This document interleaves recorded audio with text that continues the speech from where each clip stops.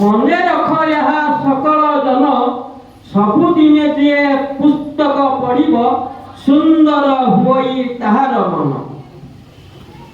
विद्यावंत जन बहु सुखी हुए देश विदेश रे लभे सम्मान जटिल समस्या अति सहजरे करि पारइसी ए समाधान।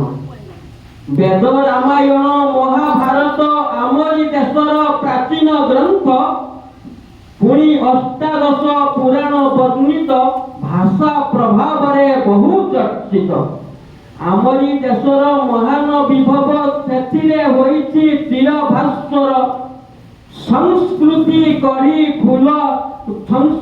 करी फुटी प्रतिक्षणे महकाई दिए गाँ सहर। निश्चित सत्य पुस्तक ठारू बड़ मित्र कही इह जगत रे नहीं। बंधु ठारू भी बेसी बल दिए दुख समय रे बुद्धि वर्धित कराई। पुस्तक मित्र पुस्तक पिता पुस्तक माता पुस्तक गुरुजन।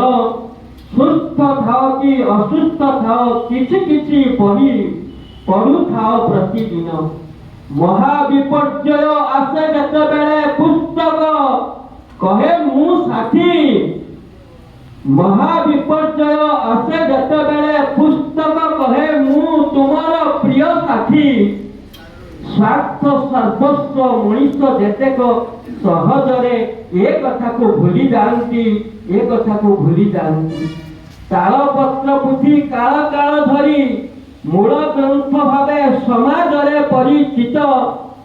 एबे कागज रे छपा जाई जहा पुस्तक भावरे हेला परिचित।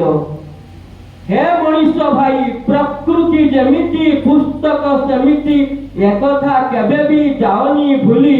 दुहिंकु देखिब समान आखिरे सृष्टि सत्य तथ्य रहिछि बोली। पुस्तक को आम ओडिया भाषा रे बही बोली कहूँ समस्ते नीति। जगन्नाथ दास भागवत लेखि बढ़ाइले आम ओडिशा ख्याति। पुस्तक कविता सुस्थ मनरे निश्चित पढ़िबे पाठक गण। पुस्तक कविता सुस्थ मनरे निश्चित शुणिबे पाठक गण। परिश्रम मोर हेब नहीं वृथा निजकु मणिबी टिकिए धन्य। निजकु मणिबी टिकिए धन्य।